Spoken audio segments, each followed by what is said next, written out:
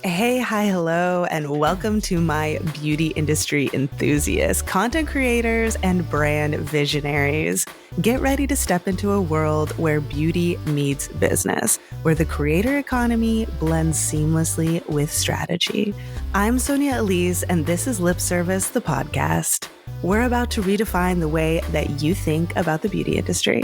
From the boardroom to the makeup room, we're leaving no stone unturned.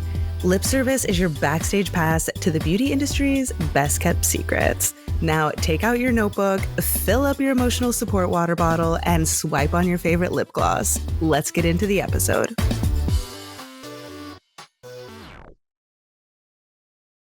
Hello and welcome back to Lip Service, the podcast. Today I am joined by Alisha Gallagher, the co-founder of Mob Beauty, one of my favorite indie beauty brands. And I know a lot of the communities as well. I came prepared.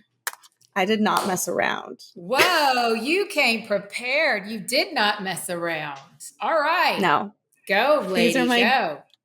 my go-tos. I preach about how convenient and amazing the product is all the time. And I'm so glad you were able to come on the podcast. I know you're so busy. Thank you. Oh my gosh. Well, thank you for having me. I know you're so busy.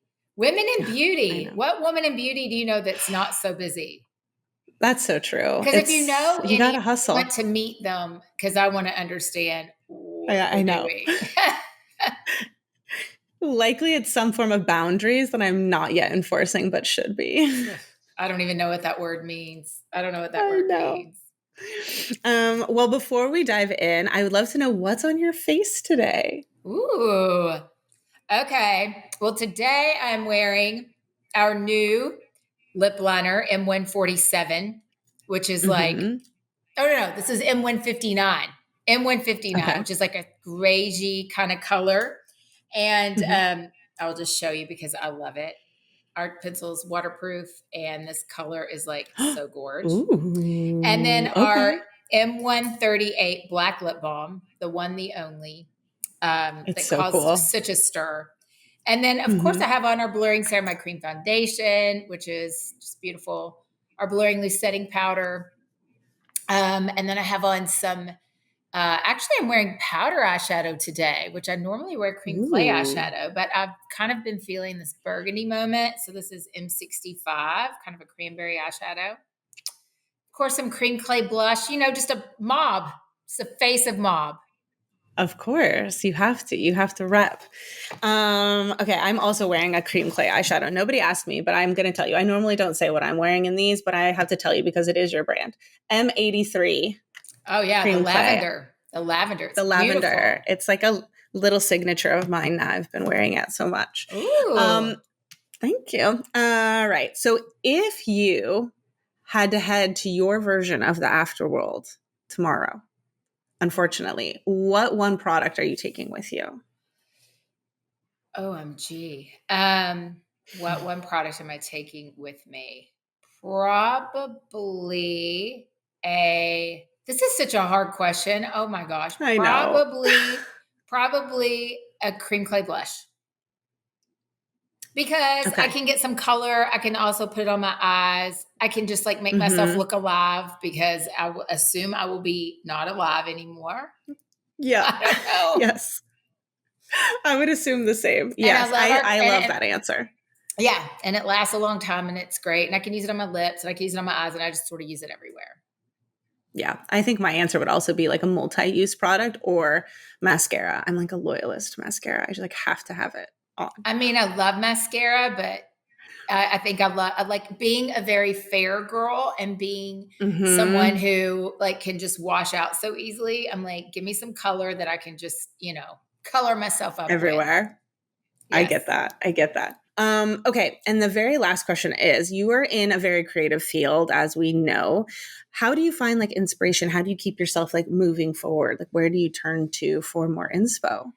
I honestly have to say probably nature is number one. I'm so outdoorsy. I would live outside if I could, not when it's 100 as it is now. But so I do a lot of hiking. I do a lot of traveling and I just love plants, flowers, trees, the sky. In terms of like colors, I get really inspired by that. But then I just also get super inspired by people, like I think that's one of my favorite things about Mob is our community. And our community is just amazing, and not only fantastic people, but really super creative people. So I'm inspired by what I see on social. I'm inspired when I'm just around them and I'm having conversations and I see like their style or, what they're into. And then, from that, it just, it does exactly what it's supposed to do. It inspires. So Yeah, that's great. I definitely think it's like the energy of something. It could be someone, it could be a place, but there's certain things that just have like the right energy and they yes, just like lift you right totally. up. It's amazing. And music, of Perfect. course, music, of course. And the Yeah, you're a fierce, Nashville girl. You have to have well, music on your list. always. And then just the fierce women of rock and roll. Oh, I love it. Perfect. Okay, well, let's dive into the rest of the episode. Okay. Okay, so you have such a rich history in the beauty industry. It's actually so inspiring. You've seen so much change and you've done such cool stuff. Can you give people like a little brief history on, what you did before launching Mob? Sure. Actually started out my career as an artist. I loved product, and I was just one of those people that my whole life I just was really I gravitated towards makeup and color, and I would be doing people's makeup. That's just kind of what I loved. And then I moved to Chicago actually when I was really not young as in a child, but a very, very young adult, and kind of got into the industry through quite a few different channels. But I had the really embarrassingly good fortune of working with Laura Mercier herself in the early days Wow. of the brand. And from Laura, I learned not only so much just about artistry and application, but really about product and texture. And that's really where I got my like quote unquote product bug, and I left the artistry side and went to the business side of things. I always say I went to the dark side. But I spent many years running sales at actually Laura Mercier. And that took me all over the place. I mean, the artistry piece of it and the sales piece of it took me all over the place. And Sure. not only, just met so many amazing people in the industry, et cetera. I worked alongside the greatest retailers. And then I left there and went to a brand called Cover FX. And it was at Cover FX that I met Vic Casali, who is my partner here at My Beauty, the mad scientist chemist. And Vic was a co-founder of Cover FX. And so Vic had a lab there. Vic's a chemist, a cosmetic chemist. He was the founding chemist of MAC and created so many of the iconic products there. So I'd kind of gone from this world of working alongside a great artist to and just great business people and a great artist to then getting to work alongside an iconic chemist. And it just sort of everything came full circle. And it was really incredible to see the way he was formulating beauty. This was in 2012. And he was formulating like without gluten and talc and parabens and carmine. And at that point in time, And at that point in time, I was like, I'd never even heard of clean beauty because the word clean didn't even exist. Sure. We called them healthy formulas, for lack of a better way to speak to them. But it really married with my ethos, Sonia, because I've been almost a lifelong vegetarian now, and I try to really eat clean. And I've had a compost bin in my backyard for over a decade. So these kinds of things and these values align with me. So once I realized, at that time, I thought clean beauty was like, or healthy beauty or any kind of sustainable beauty was like the stuff you find in like, just this, this very granola crunchy, like no performance, no payoff, no. And at the time it really was. So this was the first time that I had seen that type of conscious beauty being formulated and made in such a high performance way that it met artist standards. And I never went back. So from that day forward, I've been a disciple of conscious beauty. I've seen that you can do it better, so why not? And I worked alongside Vic for many years, and then it was after that we had both left Cover FX, and he's like, let's start this brand. So I've worked a lot. I've done it all. I've been in product development. I've been in sales. I've been in marketing. I've been in artistry education. So I've kind of seen all of it, the good, the bad, and the ugly. And we're here to try to do more of the good. Yes. Well, I mean, I think that history lends itself so well to what you guys are doing now. And I love to hear that you design this off of, more of your personal ethos, not just this is what's popular. This is what these retailers need, like Detox Market or other places. You really built formulations and packaging and the, niche that you guys are carving out in the market to serve yourself in addition to other people. And I think that's always a story that resonates the strongest for consumers. So, I mean, 100%. To be clear, we couldn't have picked a harder way to do it. I mean, we've got a lot of experience. Sure. So between the two of us, we probably could have built a beauty brand 50 million times easier than what we're trying to do here. This is hard. I'm sure. It's all hard. Sure. This is extra hard. And what year did you what year did you start working on Mob? And then what year did you officially get it out into the universe? We started talking in 2019. And then we really started working on the brand hardcore in 2020. We're intending to launch later that year. Obviously, something known as the pandemic, I mean, first of all, anytime you think you're going to launch a beauty brand, just tack on some time to the end of that. But then also the pandemic. So we ended up launching in 2021 and, so now we're 3 years old. It's crazy. Yeah. Wow. But, launching during the pandemic and launching during all of the turbulence and the way that, things were changing, it was, it afforded an extra dose of insanity to, start your own brand. So yeah. I'm sure. Well, the rest is going to be smooth sailing now. Okay. Your words. If only. Manifest that for me. I will. Now, in case somebody isn't familiar with Mob, how would you kind of wrap it up in a little bow for them in terms of who you guys are, what you do?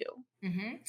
Well, if I were wrapping it up in a bow, I would say that we're clean beauty for makeup lovers. First of all, we saw an opportunity to make real serious makeup in gorgeous colors and unique colors and textures and performance, but do it consciously. So we check every box. We're clean, we're vegan, we're cruelty free.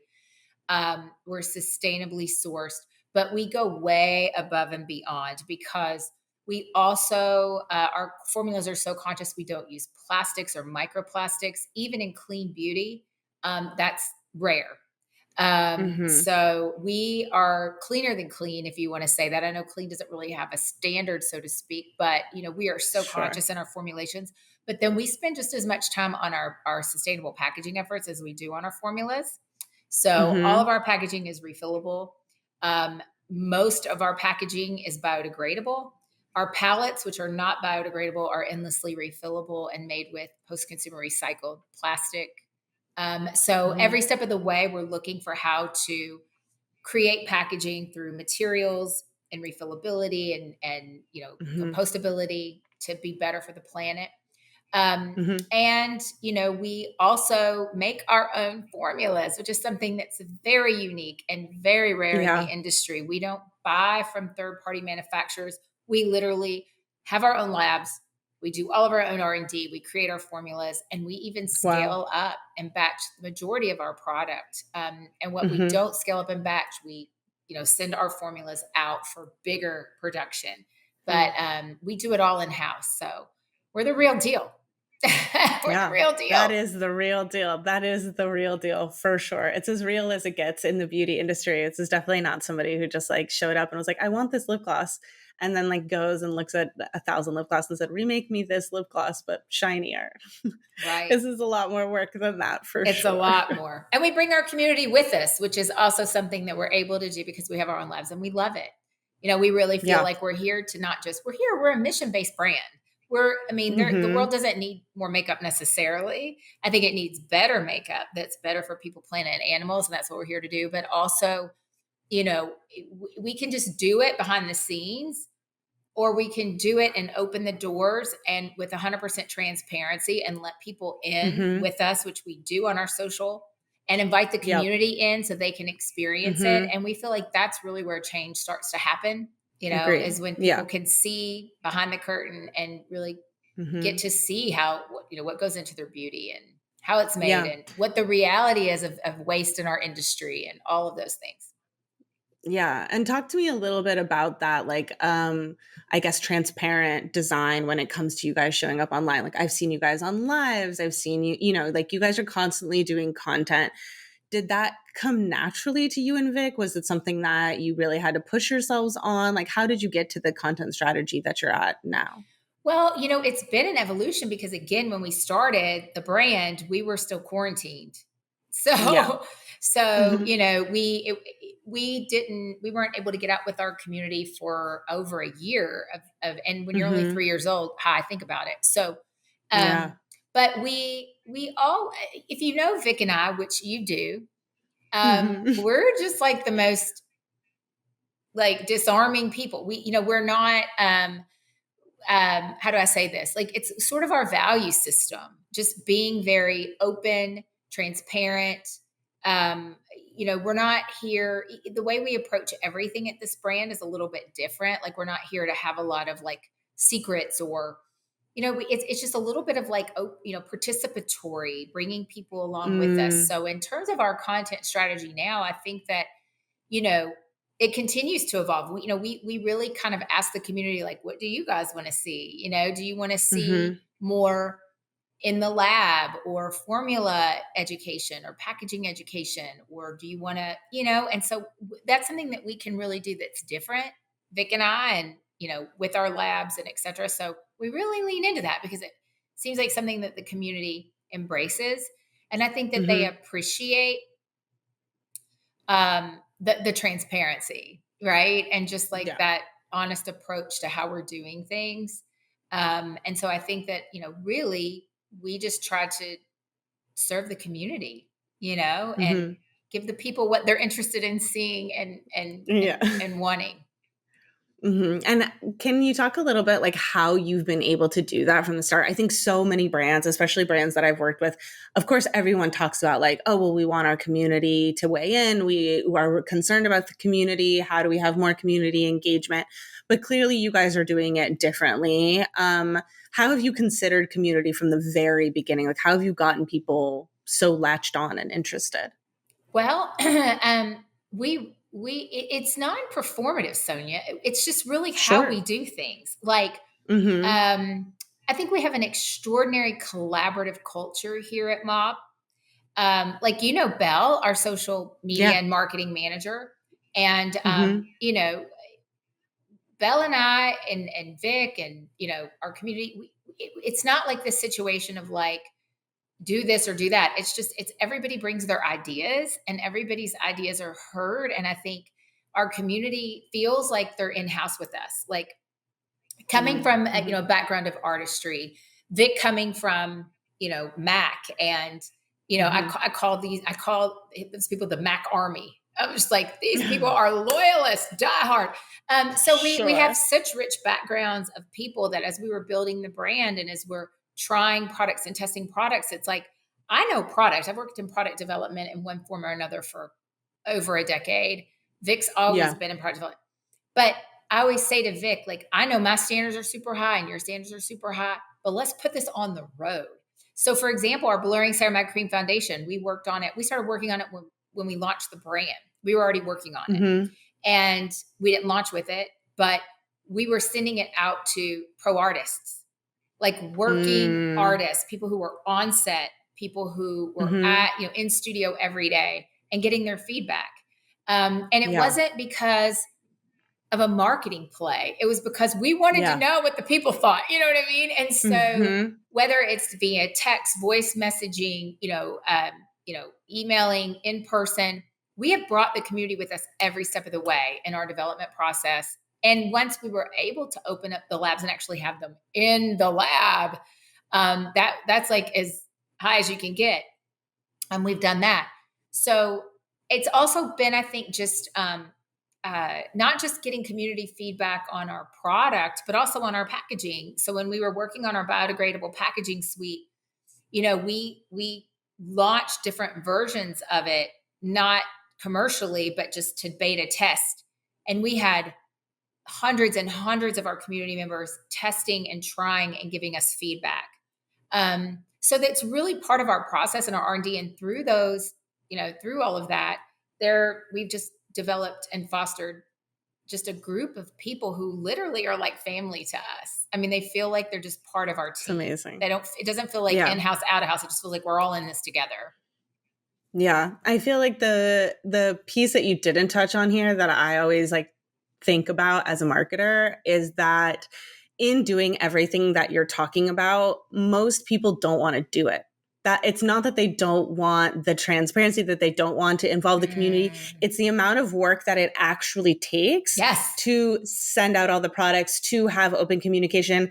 You're talking about you communicate with people who are community members or pro artists, et cetera, via text, via voice note, via email, your community manager in DMs, right? The amount of time and effort it takes is a level that I think most brands and marketers don't think about. You see it from the outside and you're like, yeah, let's do it. But when it comes down to being the person who has to send the voice notes, follow up, how did it go? Tell us more, get on the thing. Like, it's an extraordinary amount of work. And I think that's what people really don't take into consideration before they start saying like community. Like, yes, everybody wants community. It's actually really interesting that you say that because we do it grassroots. This hasn't been like we pay an agency and say, here's a chunk of money, go get, 50 people this month to post content. No, this is literally like me and Belle and us at the Vic at the makeup show, I was standing there, like meeting people, and it really is done in a very organic, not using that word in a marketing term. I just mean that very real and authentic grassroots way. And you are right. When I think sometimes, there are days, Sonia, where at the end of the day, I'm like, wow, I probably spent at least 3 to 4 hours talking to community today. That's a lot. It is a lot when you're also doing every single thing else. Because people think we're really big here at Mob. We have 6 employees, and that includes me and Vic. Yeah. So, true. You guys are there at the trade show. I saw you. You're hustling, rigging people up. But I mean, the makeup show, that is our opportunity to connect with the artists. Again, and hear, like, what do you like? What do you not like? What are you using in your kit? What would you like to see from us? So it really is just this, the tap is always on and the door is always open. And to your point, I guess I see what you mean. Like, for us, it's just kind of, we embrace our community, but and I don't want to call it work because I love it. I wish I could put everything else aside and just deal with our community. But I get that. But it is a lot of time commitment. It is. Yeah. I mean, even my community, I say the same thing. People are like, how did you get so many people in the community so quickly? I'm like, well, I just like love it. And I'm in there all the time. I ask them what they're up to. I want to DM them. I want to know. I want to give them their advice. But like, that's all of my free time. Like that's, like most people don't want to do what it takes to build authentic community because what it takes is a ton of effort. No, it's true. It's tough. It's true. It's true. So when it comes to community, let's also talk about, you mentioned you don't have the funds to be gifting all the time and working on sponsored partnerships and all this stuff. So how do you work with creators? I know you have probably multi-levels because you have everything from brand partnerships, then probably affiliate or people that you're just friendly with. So break down a little bit, like how has Mob evolved when it comes to content creators? Yeah. I mean, so, we kind of, we pull a lot of different levers. The one lever that honestly we just don't pull just because it does not make sense for our brand right now. It's very risky. It's just outright paid, without really knowing, what a result could be. And so we approach it from, obviously we do seeding and PR. Now, not to the extent to where a lot of bigger brands do, just because of, again, the bandwidth that takes and the amount of product that takes. But I think for the size of our brand, we have a relatively robust opportunities with gifting and seeding. And then we, we're now starting our TikTok affiliate program, which is something we've just kicked Amazing. off in the past month. We've worked some with affiliates, and obviously when we bring creators into our labs and actually create product with them, these are real partnerships. This Yeah. is not a situation where we find someone and say, hey, we're going to put your name on this palette. No, these are people coming into our lab with an idea, with benchmarks, paint chips, fabric, Wow. mood boards, Mm-hmm. sketches, colored crayons, like whatever, and sitting down with us. And together, we help bring their shades and their ideas to life. And those are real Mm-hmm. partnerships. So, that's kind of like probably the highest level of what we do. Yeah. But most of the stuff that we do is based more on share, because we want to do that. When someone Yeah. supports our brand, and we see results from it, we are so excited and happy to share in that. So that's Yeah. been the majority of the strategy and approach. Yeah, that makes sense. And I think you're becoming very well known for working with creators on product in a very unique way. I think a lot of the creators that you work with, they have really good followings, but I think that they're not million follower marks. They just seem like they have such a cool aspect to how they look at beauty and how they look at product. How have you decided some of the people? I've noticed at least 4 different creators that you've product collabed with, if not more at this point. Mm-hmm. How do you identify them? Tell us how it all works. Mm-hmm. Again, Sonia, it all happens organically. Like, for example, Jessica Hayes is someone that people probably are very familiar with working with us. Jessica first came about because Jessica is not only an incredible artist and with such a unique style and point of view, but Mm-hmm. is also ambassador for better beauty, vegan beauty. And Yeah. we met her because we were asked to participate in Vegan Fashion Week in LA, and Jessica was the Mm-hmm. key artist. So we were fortunate to meet Jessica. And then Wow. Jessica was like, Mm-hmm. I know this is asking a lot, but there's this color I have in mind for the show and it doesn't exist and I need it vegan and clean. And we were just like, well, yeah, what is it? We'll make it.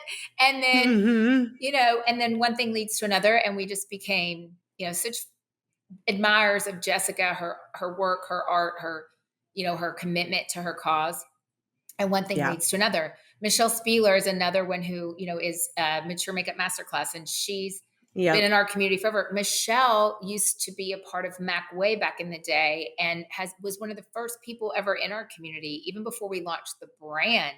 She was one of the people who would show up to webinars when we were talking to community and saying, hey, we're building this brand. What do you guys want to see or hear? And so really everybody that's ever come into our lab and created with us has not been because I'm reaching out and trying to find someone. It's because I see somebody who's Mm-hmm. naturally supporting our brand. We become friends with them or know them because of that. Rose and Ben is another one like that, where it's just, she was using our product and I was watching her use our product and I was like, wow, this is so incredible. She has such cool content. So And cool. and then Mm-hmm. I reach out to have a conversation, and then one thing leads to another. So really, it's always community first. You kind of become part of our community through just organically liking our brand or being aligned with our ethos or mission, and then we get Mm-hmm. to know you, and then it's sort of just like, I don't know, it just fits. It just Yeah. fits.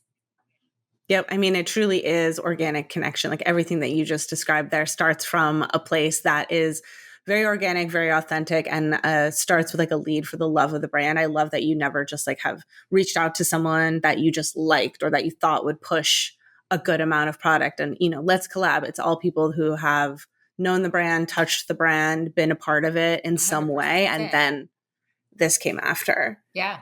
Wow. Yeah. So cool. And you've had other people inside the lab who have not yet created. What is the experience like to like go into the lab? Like, what do you guys do? Well, I mean, it really, we make makeup. So really, my favorite thing is when people come to the lab and they're like Courtney Corti, somebody that we've, created, a few times with, and we're working on some other Mhm. things with. And, Mhm. and they came into the lab and, with all these mood boards. And one of the first things that creators ask when they come to the lab is like, well, what do you want me to make? What can I make? And I'm like, what do I want you to make? I don't bring people into the lab and tell them what to make. Like, what do you want to make? Like, I don't know. Here we are. Mm-hmm. So we really just, it's so fun. We get inspired by what people come in, wanting or are interested in. And then we're there just to kind of like pick that out of their brain and help make it a reality. So we make makeup. We literally are eyeball deep in pigment and formulas, and we create and really just develop shades and develop products. But there's a different. We still, we would. There's obviously a limit to how many people we can actually launch products with, Sonia. Sure, of course. But we want to open this opportunity up for more people to come in and at least see what it's like to create product or have an opportunity to be a part of making a shade. We still have experiential events where it's just a little bit more open house, or it's been from some of these things where we've just had people come in and just that we know in the community, and they'll come into the lab and they'll be a part of an open house. And then from there, it's like, hey, I don't know, do you want to launch something? So that's another way that it happens. So it's really just about bringing the community together, showing them how we formulate differently, talking to them about how we formulate differently, talk to them about the packaging, the ethos, and having fun and being creative and making makeup. Yeah. I think this like open doors or like open house is such a cool concept for people, like so much. Even some brands do, of course, show a little bit of the behind the scenes of how things get filled and how things get created, but it's not the same as being there. I think the closest is, do you remember when Bite Lab used to have the different locations? I think they closed them now. But I had been to one here in Soho multiple times, and I always thought like, this is so fun. Like I'm making it, and then you put it in the little tube and I get to put a name on it. And it's honestly such a cool experience. So I hope everyone's able to go to one day. I know. I hope so too. We really, for the most part for now, they've been mostly in Nashville, where I'm based now, and in Palm Springs, where Vic is based now. But we've done some pop-ups in LA, and we're looking to expand. I think we're going to try to hit New York in the fall. Just saying. Yay! Oh my God. I will be there with bells on. Okay. I'll be the first person in line. Okay. I'll be grabbing everyone off the street. Okay. I'm going to count on that. I love it. Yeah. So at this point, 3 years in, you've worked with multiple creators. I'm sure you've also dealt with a lot of creators who are pitching you, interested in getting gifting, etc. What is like your overarching moment when it comes to creators? Like, what are you seeing in the space that resonates with the brand? I mean, honestly, I wish that Belle was on here. She's a little bit closer to this than me. But what I can tell you in general at Mob, we're interested in, really the people that seem to gravitate towards Mob the most are people who genuinely, it falls into a couple of camps. There are people who are here because of our ethos. And they seriously are looking for alternatives to, beauty that doesn't compromise in terms of, being vegan or, being more sustainable packaging, things like that. And we're here for that. We love that. But a lot of people who are really, have come into our community are people who just are so excited to have makeup, right? Like meaning like we hear this all the time. You guys have made me want to do my makeup again. Mob has the coolest colors. Like I love doing my makeup again. I love experimenting. This is so fun. It's so playful. It's just, so we makeup lovers love our brand.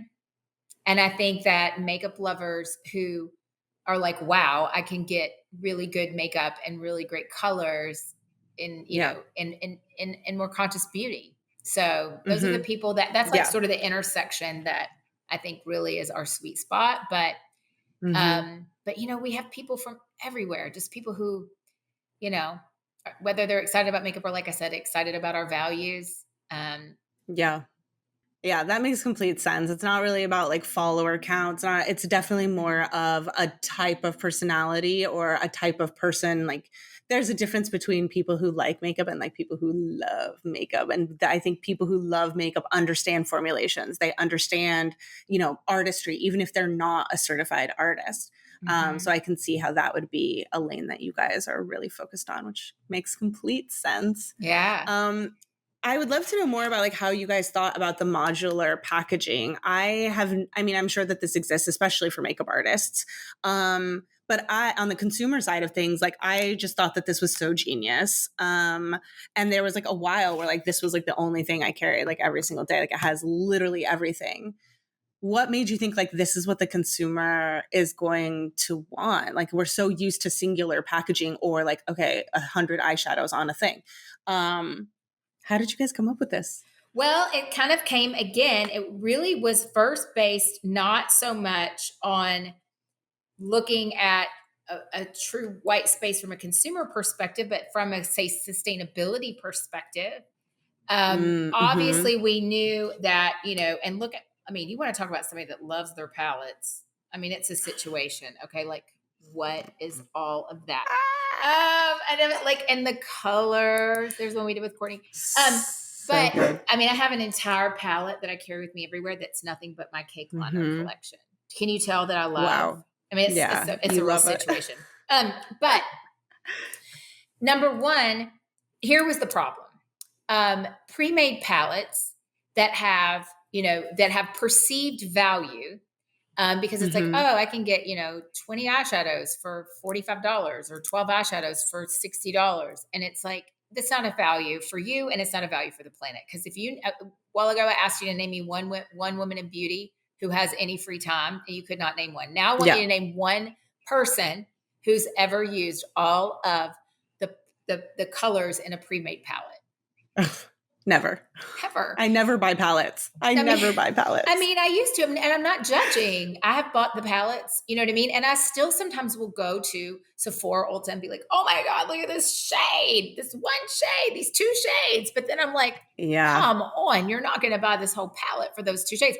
Because in doing so, when you really obviously weigh it out, you're like, okay, so actually I bought a palette for $65 and I used 2 eyeshadows. Like I spent $30-something on an eyeshadow each. And then you are creating all this packaging waste and you're creating all this product waste. Yeah. There is nothing really, honestly, if we really stop and think about it, Sonia, there's few things that are really more illogical, right? Than like, what are we doing? So true.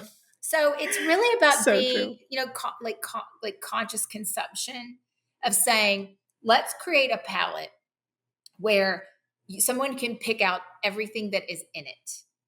They get to choose it. And so by doing so, they're like, I know I'm going to want this, or there's a very good likelihood that I'm going to use this and wear this because I'm picking it. So that was one of them.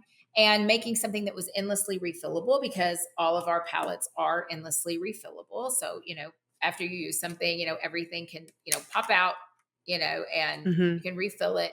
Put and the modularity of it, because like anytime I go on a trip, I'll sit there and I'll be like, okay, I'm going to take like 4 or 5 palettes with me. And I will go in and be like, okay, here's my foundation. There's my cream clay bronzer, my cream clay blush. These are well loved. Okay. She's hitting pan. So I'm hitting pan. But so you can kind of say like, what do I want? What's going to be my vibe? What do I want? So so there's the convenience of the modularity and the customization that is just unparalleled. Obviously the fact that these are made with post-consumer recycled water bottles. Wow. Yeah. And so, we kind of thought of everything, but honestly, at the end of the day, it was about like, how can we rethink a palette? So it was important to us that the palettes be modular so that it wasn't just for eyeshadows or just for blushes or just for bronzer. Yes. You could put in whatever you wanted, large or small palette, So it was just really, it really was first led with like an idea of sustainability, refilling, buying packaging once and then, refilling it, and choosing what you wanted, and then having the convenience of customizing your perfect palette and the modularity of it and the efficiency of it. It's just it's great for the earth. It's great for consumers, kind of checks all the boxes. Yeah, it really does. I was very impressed by it, especially the modularity. I thought was so smart because it's true. Like you want to have the bronzer, the blush. You can have, 4 eye colors in there. You really can have the full face in there, or you can dedicate it like you have to like one type of product at a time. It's just a lot of flexibility. And I'm sure I think customization is so interesting. So I am curious on the back end of your website, how long people spend. I remember when I went to it, I'm like, oh my God, wait, I want everything, but like, how do I choose? You know what? Listen, there is that. But we call our community Palette Nation. They love it. They're all about it.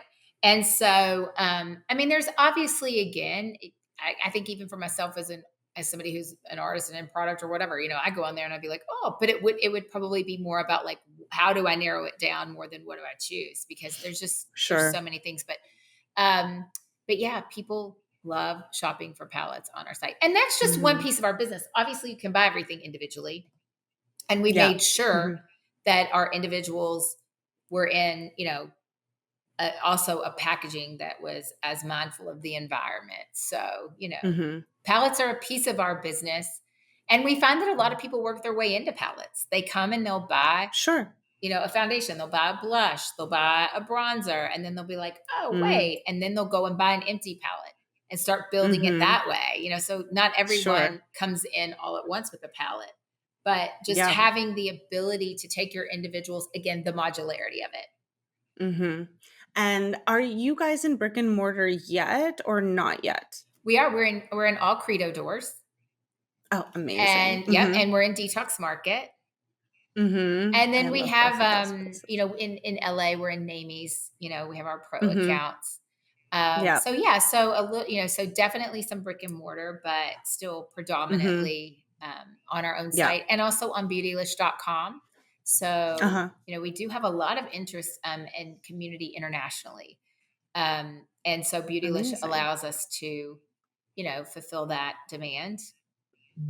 Yeah, because I was wondering what it would be like to build, I think the experience of building online is so different than building in stores. So I'm sure retail is really a unique concept for you guys, because I think there's such a fun nature about, swatching, deciding, putting it in your little palette. It's so different than online. So I'm glad that you guys have pop-ups and lots of events, because I think it does give people that flexibility of really understanding the brand in a fun way. I know we went wild when we saw you guys at the makeup show, because I was like, now I can see everything. Oh my gosh, I love it.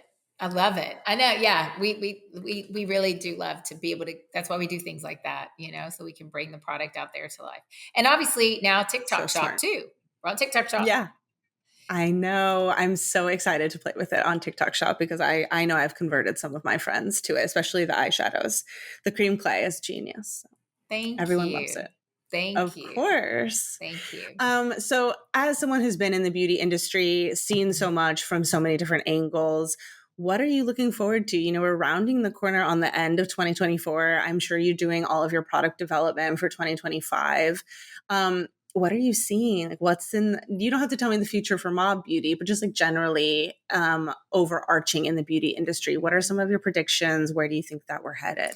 Oh my gosh. You know what? If I could actually tell you, I would not be in beauty. I would be predicting other things. Like I've said forever, like I wish I had the crystal ball. Obviously, what I hope for, because we've seen so much just frenzy around skincare and hair care. I'm hearing a lot from, people in the industry that have a lot more like peripheral sight than I do, that, makeup is really energized again. And, I hope to see more of a return to color and cosmetics, makeup as we go along, because it's what we're really here for and here to do. I am excited, Sonia, to see the consumer side become much more educated about formulas and packaging, and therefore demanding more sustainable solutions in packaging. One of the things that we did at Mob, we actually worked with Credo.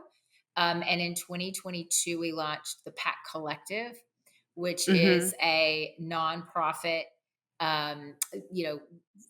literally with the goal of eliminating as much or diverting as much waste out of landfills as possible by taking back hard to recycle beauty products. And now we have bins in all Sephora's and Ulta's, obviously in Credo. Wow. So we really Mm-hmm. see, consumers becoming smarter and wanting to participate more, realizing the impact of their beauty routine, and then Mm-hmm. wanting to do something about it, and Yeah. wanting to, you know, realizing that there's a responsibility there, right? And so, Mm-hmm. I see that happening, which I'm excited about. So I think just seeing beauty move into more of a modern direction. I've said a lot that I think in many ways we've been sleepwalking through beauty, whether it's how we buy Mm-hmm. beauty and consume it, or how we don't think about what's in it, or how we don't think about the end of Mm. life with our packaging. All of these things are Yeah. things that I see, definitely changing. And I'm very excited about that because there's so much opportunity, um, you know, across so many ways to do beauty better. Amazing. Well, I love that. I agree. I really think that makeup is going to have a bigger comeback as well, or not a comeback, but more of a focus, especially as we see skincare and makeup start to fuse more and more, Yes. or the idea of like good for your skin ingredients. Good for your skin is a Yeah. little bit open ended there, but more people being more, I think, focused on finding those ingredients that are going to be more skincare friendly. So I see it as well. It definitely has been with the lips. I'm sure you're over lip gloss at this point, and you're like, could everyone just put on a real lip? Not at all. Actually, we're working on something right now. Ooh, I'm But so excited. again, and that's something that we do and we incorporate. Which it's hard so for a Mm-hmm. brand like Mob because we're trying to talk about sustainability and we're trying to talk about packaging ethos and formula ethos. But our products are so loaded with skincare. I mean, Yeah. our loose setting Mm-hmm. powder has 2% niacinamide in it, as well as hyaluronic Mm, acid, and we put most of our pigments are treated with avocado oil, so that's one of the things that makes them buttery and also treats the skin. So we, silicones are something that's so widely used in the industry. I mean, it's in so yeah. much.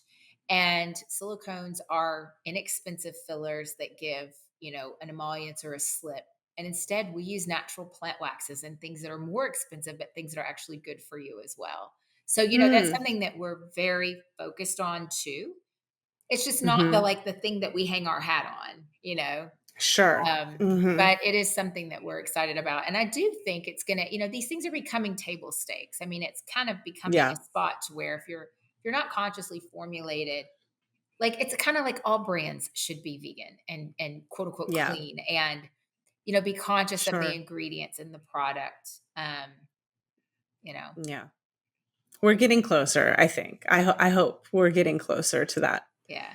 that baseline. So that's wonderful. Well, this episode will be coming out in October, getting closer to holiday. So I'd love to know what's something that you're really excited about for Mob for the end of the year. You don't have to tell me what it is exactly, but any teasers to what you're most excited about as you guys round out the end of the year. Well, we have two community collabs, one in October and one in November coming up, which we're really excited Exciting. about. Some gorgeous Mm-hmm. shades.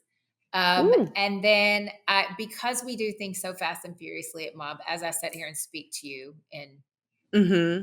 still the end of summer, putting together what our end of year launches look like, but we're launching into some new categories.